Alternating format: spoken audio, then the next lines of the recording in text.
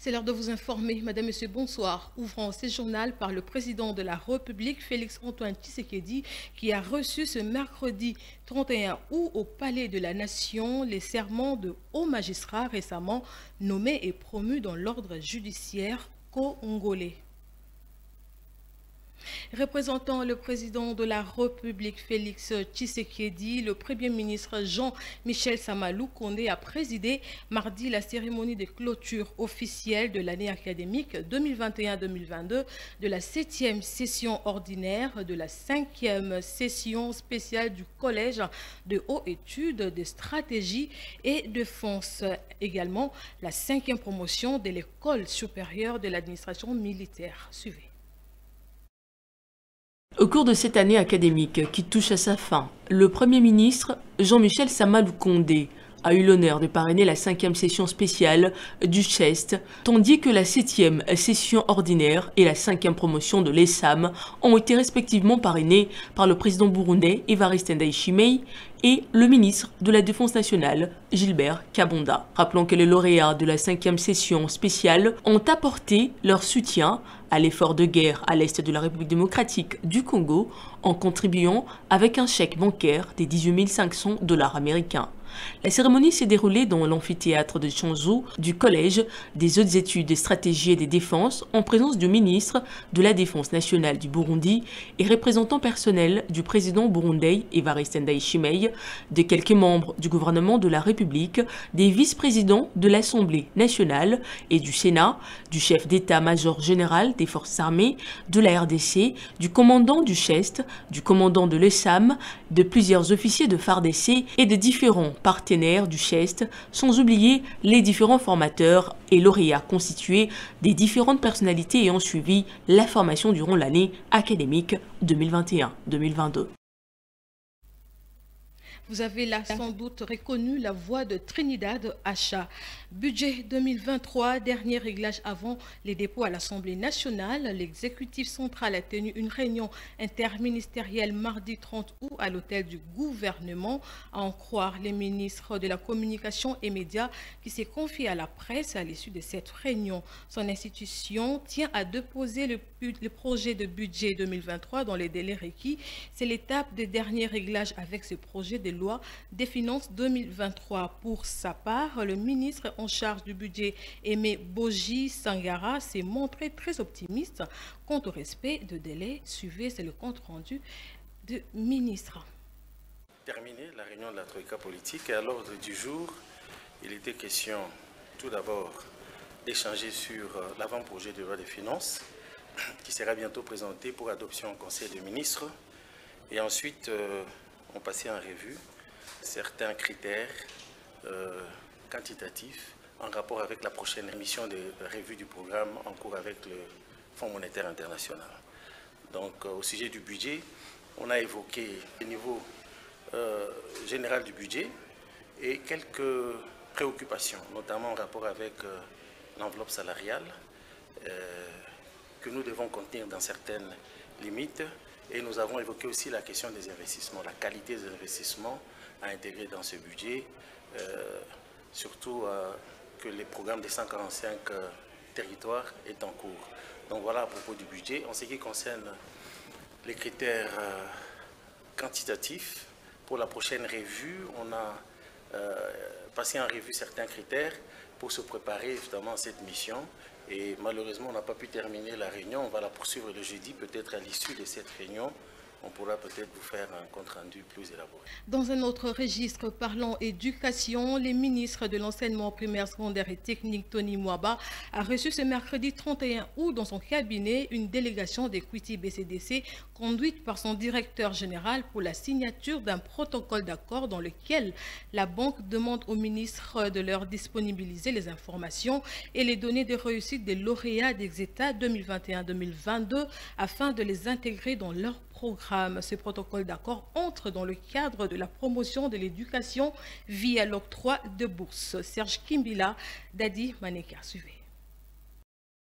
Une initiative louée par le ministre de l'Enseignement primaire, secondaire et technique, Tony Mwaba. Dans son parcours éducationnel, Equity BCDC a également pensé aux enfants de familles défavorisées ayant réussi brillamment au test TENAFEP. Aujourd'hui, nous avons annoncé à son Excellence, Monsieur le ministre de l'Enseignement primaire et secondaire et technique, de notre programme qui est le programme Equity Leader. Nous lançons une cohorte de 152 lauréats que nous allons prendre, ceux qui se sont distingués dans les examens d'État, qui ont réussi brillamment. Ce programme vise à octroyer un accompagnement universitaire à nos finalistes. Ils vont passer une période de stage préuniversitaire de 2 mois, un stage rémunéré. Et généralement, cette rémunération couvre les frais universitaires. Et ils sont accompagnés en leadership avec un mentorat bien clair. Et à ce jour déjà, la cohorte de l'année dernière est de 127. Il continue à accélérer. Dans sa mission de transformer des vies, donner de la dignité et offrir des opportunités de création de richesses à travers la mise en œuvre de programmes innovants dans plusieurs domaines, dont l'éducation et le leadership, Equity BCDC a lancé plusieurs programmes visant à promouvoir l'éducation, mais également le leadership dans le chef des élèves ou étudiants.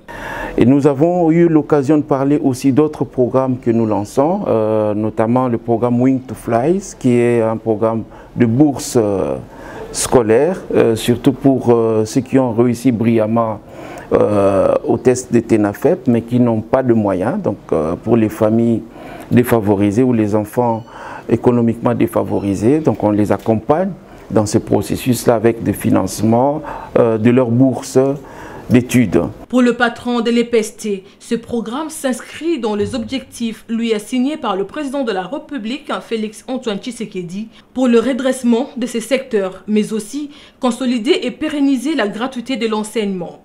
Son souhait est de voir ce programme traduit matériellement en actes. Sur ce, le professeur Tony Mwaba a promis de mettre à la disposition d'Equity BCDC une équipe qui gère les fichiers des élèves dirigée par l'inspecteur général à l'EPST pour fournir toutes les informations dont la banque aura besoin. En politique, le point de presse de Martin Fayulu ne cesse de faire couler beaucoup d'encre et salive. Des réactions fusent de partout autour de ces sujets, mais quant à la population, l'amélioration de ses conditions de vie est plus importante. Stéphane Mouchipai pour le commentaire. Le point de presse de l'autorité morale de l'ECD Martin Fayulu Madidi autour de l'augmentation des émoluments de députés ne cesse de faire jaser. Le mardi 30 août dernier, l'homme de la vérité des urnes a révélé au cours de son speech que les députés nationaux perçoivent un salaire colossal de 21 000 $ par mois, ce qui est une violation flagrante de la loi budgétaire. À ceci s'ajoutent des contradictions de part et d'autre autour de ces palabres. Les violents ne s'accordent presque pas avec les différentes familles politiques. Pour le collectif des députés de Vinci Province, c'est un profond regret et qualifie ces discours de calomnie diffamatoire contre les élus nationaux. Jonathan Mukendi, analyste politique, au regard de tous ceux qui embrassent ces sujets, a donné son point de vue. C'est inadmissible, inacceptable, insupportable dans un pays comme le nôtre, le Congo, qu'il y ait un député d'une institution en Assemblée nationale, qui est la chambre basse du Congo ici, qui est un député, comme on dit, Koubouma Lingala, Matim Namia Peuple. Un individu touche 21 000 $. Tandis qu'il y a un fonctionnaire de l'État. Moi, je suis de Bandalungwa, qui quitte Banda, vers les fonctions publiques, en pied, en manquant même 1 000 francs, 2 000 francs pour les transports. Si nous mettons dans une statistique numérique ou opérationnelle de calcul, vous allez juste voir qu'un député par jour coûte 700 $. Un éclaircissement autour de ces débats sur les qui-dit-vrai pourrait apporter un ouf de soulagement à la population congolaise qui est à la quête de son bien-être social. Autre réaction, c'est celui de Deli Sessanga. Le président de l'Envol est monté au créneau pour corroborer les propos de Fayulu sur les émoluments des députés. On l'écoute. Non, d'abord, ce n'est pas depuis le mois de janvier. Je déteste le ton polémique sous lequel on amène la question. Ce qui est vrai, c'est que les députés touchent au terme des émoluments 16 millions de francs et vous avez d'autres rubriques qui sont alimentées en termes de soutien, de primes et qui peuvent atteindre effectivement ce montant-là. Mais vous savez, moi je n'ai pas attendu que Martin Fayulu puisse parler de cette question. Ça fait depuis 4 ans que j'ai demandé non seulement qu'on puisse réduire le salaire des députés, et au moment où je m'en indignais, les niveaux de rémunération étaient à 13 000, c'est-à-dire inférieurs au niveau allégué aujourd'hui. Et j'ai demandé que ce salaire soit plafonné à 4 000 $. Et j'ai été vilipendé par tous et traité de populiste pour avoir exigé cela. Réagissant aux propos de Martin Fayulu sur les émoluments des élus du peuple, Aimé Tchibangu, cadre de l'UDPS, s'étonne des allégations erronées tout en se réjouissant du travail de Félix Tshisekedi, chef de l'État. Suivez. Martin Fayulu n'est pas le seul à détenir des informations sur la rémunération des élus. Certains ont aussi fouillé et présentent autre chose, le cas de Aimé Tchibangu. L'honorable Fayulu, qui est aussi député national, il a refusé de siéger. Il y a son suppléant qui est en train de siéger actuellement. Il a dit que c'est à partir du mois de janvier 2022 que les députés ont commencé à toucher, 21 ou 22, ont commencé à toucher cette somme, cette faramineuse somme de 21 000 $ à la fin de chaque mois, ce qui revient à dire que Martin Fayulu est aussi bénéficiaire d'une manière ou d'une autre de cette somme d'argent qu'il n'a pas pu dénoncer. Il fallait attendre qu'un certain Perrault puisse faire une déclaration qui est dénouée de tout fondement de 21 000 $. Et lui aussi à son tour, comme il est en perte de vitesse, il profite, donc il politise ce qui est tout à fait faux. Parce que d'après mes informations, les députés touchent plus ou moins, ils sont plus ou moins dans les 7 000 $ américains, donc avec les invisibles. Et je ne crois pas qu'ils dépassent 10 000 $, donc contrairement à ce que Fayulu déclare. Toutefois, la part de Fayulu sert de déclic. À force de réagir, la vérité finira par se dévoiler. Dans l'actualité également, sachez que le pavillon 19, 20 et 21 du marché de la Liberté ont pris feu dans la nuit du 30 au 31 août où plusieurs dégâts matériels ont été enregistrés. Images et commentaires, Stéphane Mouchipaï. Le grand marché de la Liberté a connu pour une seconde fois un incendie après le récent drame qui avait causé de diverses pertes de biens aux victimes. Dans la nuit du 30 au 31 août, un autre phénomène du genre s'est reproduit avec le même effet. Le pavillon touché sont les 19, le 20 et le 21. Les personnes interrogées sur place nous en livrent quelques détails. Autour, il y a 3 h du matin. Nous avons été contactés vers 3 h du matin pour avoir cette nouvelle sur l'incendie. Une personne non identifiée a mélangé les huiles combustibles qui a causé cet incident. D'aucuns pensent que la non-vigilance du service de sécurité en place qui a profité à ces malfrats qui est l'auteur de l'incendie. Cette imprudence d'ordre sécuritaire.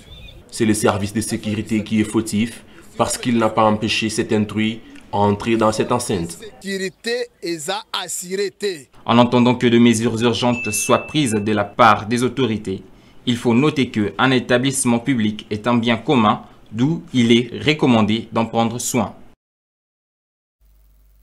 Autre chose, dans le cadre de l'assainissement et du respect de la voie publique dans sa municipalité, le bourgmestre de la commune de Matete, Raphaël Kasongo Onia, avait procédé à la mise en pratique de la décision sous forme d'arrêté interdisant l'érection des kiosques sur la voie publique. Dans ces contextes, il a éclairci l'opinion sur le soubassement juridique de la dite affaire et fait appel à la population de cette commune à respecter cette décision. J'ai déjà fini là. Le respect de l'ordre de la voie publique dans la commune de Matete est l'objectif poursuivi par Raphaël Kasongo Onia, bourgmestre de cette municipalité. Dans son allocution, le bourgmestre explique le texte réglementaire de la décision interdisant l'érection de kiosques sur la voie publique. Je dois vous dire, il y a une décision coulée sous forme d'arrêté et d'édit qui interdit l'érection des kiosques sur la voie publique. Pour parler des kiosques, les mêmes textes réglementaires nous demande de poser d'autres actes, d'en interdire d'autres aussi. En ce qui concerne les kiosques, c'est une mesure de tout le temps. Mais la réaction actuelle qui fasse l'objet de votre descente et votre question, parce que l'autorité de la ville a serré un tour de vis qui nous a poussé à rebondir pour pouvoir faire ce que vous êtes en train d'observer aujourd'hui. Ce n'est pas une nouvelle mesure, elle existe depuis, seulement elle a souffert d'une application correcte. Quant au chômage des plusieurs qui se verront fermer leurs petites et moyennes entreprises, ceux qui ne sont pas conformes au règlement de l'ordre et de la voie publique, de pouvoir prendre des dispositions concernant leurs entreprises bien avant que la hiérarchie applique la loi, dit Raphaël Kasongo-Onian. Alors, je sais que cette question, nous la posons toujours. Donner du travail à tel et à tel, en contrepartie, installer le désordre. Nous nous sommes engagés d'exécuter cette mesure. Nous avons parlé avec les compatriotes qui exploitent des kiosques pour leur dire de quelle manière ils peuvent convertir leurs activités, de quelle manière ils peuvent repositionner leurs activités pour qu'il y ait à la fois la pérennisation de leur travail et le maintien ou la restauration de l'ordre public. Si vous allez voir ces personnes-là, et là je voudrais parler de la commune de Matete, nous avons reclassé ces personnes-là sur le plan de la localisation et sur le plan de l'organisation de ce qu'ils avaient commencé à faire, de manière à ce que ça ne s'arrête pas dans le temps. Cette décision est déjà en application dans certains coins de la commune de Matete, notamment l'espace Pont Matete dans le quartier Banounoum. Le bourgmestre prévoit poursuivre cette remise en l'ordre dans les jours qui viennent au marché pirate d'Iraï sous les ponts Matete. En bref, sachez que le monde célèbre ce 31 août la journée internationale de sensibilisation à l'overdose, une journée dont on parle peu, pourtant conséquent. C'est le cas de la République démocratique du Congo où de plus en plus la consommation et la vente de boissons fortes et nuisibles s'est fait sans modération. En dehors de nos frontières, le dernier président de l'URSS, Mikhail Gorbatchev, a rendu l'âme à l'âge de 91 ans, a annoncé mardi 30 août l'hôpital clinique central de Moscou. Jocelyne Mwanda nous en parle.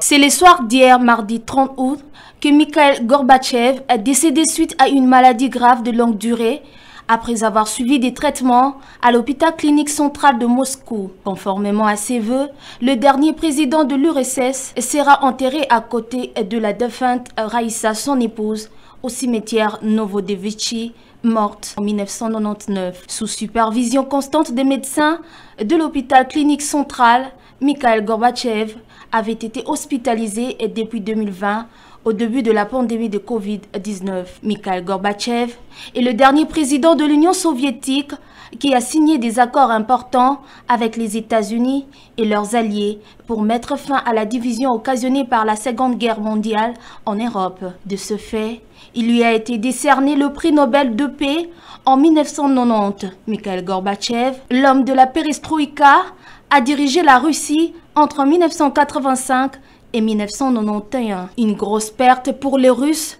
et le reste de l'humanité, car le disparu restait comme symbole historique d'un parcours sombre et brillant, en même temps de ce qui était, il y a quelques années, l'Union soviétique. Mikhail Gorbatchev. Que dire d'autre pour partager le choc de ceux et celles qui se sont tant identifiés à l'âme? Simplement, paix à son âme.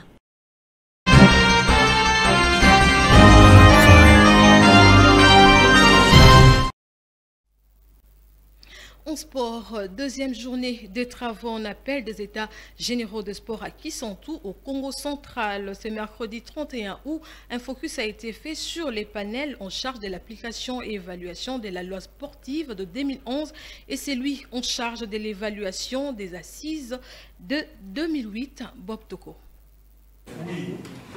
Ces panels, conduits par Luc Gaston Bokata, a pour mission d'évaluer les états généraux de 2008. Après 2 jours de travaux, ici, à Mbouela Lodge, certaines zones d'ombre dissipées n'attendent plus que l'exposé en plein air. Les dispositions qui ont été prises en 2008 n'ont pas été vraiment prises en compte. Donc nous les avons réactualisés. Les travail des fonds a consisté notamment. Et nous avons présenté dans notre commission surtout les difficultés que rencontrent les provinces en arrière-pays. Et aujourd'hui, on espère que tout ce qu'on a donné comme situation ou difficulté vont pouvoir trouver des résolutions durables et idoines pour que le développement dans notre pays soit vraiment respecté. Dans une ambiance bon enfant, les panels en charge de l'application et amendement de la loi sportive promulguée en 2011, conduit par les professeurs Joseph Ngwabika, a quant à lui abordé l'épineuse question de la durée et nombre des mandats des dirigeants sportifs. Et là, pendant les travaux, il était question de voir comment concilier les vues des uns et des autres qui aimeraient qu'on maintienne ces mandats-là de 4 ans renouvelables une fois, et un autre son de cloche qui estime que pour préserver les ambitions sur le plan international, il faudra que le mandat soit au-delà de 8 ans, c'est-à-dire 3 mandats. Malgré les divergences, au bout de discussions, les panélistes se sont mis d'accord sur une proposition, rassure Joseph Ngwabika. Nous avons quand même trouvé une solution médiane et que vous allez connaître lors de la synthèse en plénière. La plénière attendue ce jeudi va certainement accoucher les premières conclusions de ces assises. Voilà ce qui met terme à ce journal. Merci de votre sympathique attention. Le prochain rendez-vous, c'est demain. Au revoir.